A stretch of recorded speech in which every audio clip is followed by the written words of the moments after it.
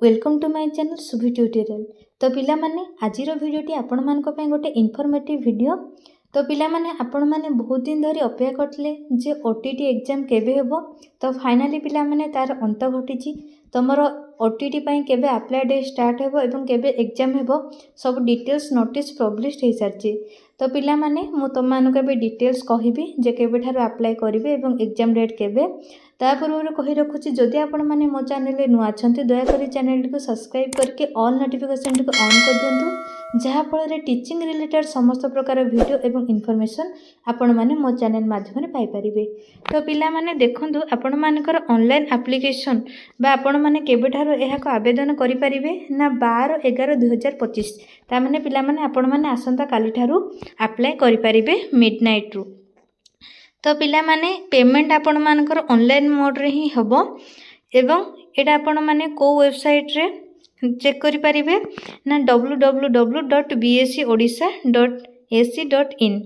तो पिला माने तमरो एग्जाम केबे हबो सेही डेट मध्ये पब्लिश हेछि 17/12/2025 कहले डिसेंबर 17 तारिख रे आपण मानकर एग्जाम हेबो। पेपर 1 9 टारु 11टा 11:30 पर्यंत एवं पेपर 2 2 टारु 4:30 पर्यंत। तो पिला माने तमरो एडमिट कार्ड केबेठु अवेलेबल हेबो ना डिसेंबर 10 तारिख रे आपण मानकर एडमिट कार्ड अवेलेबल हेबो।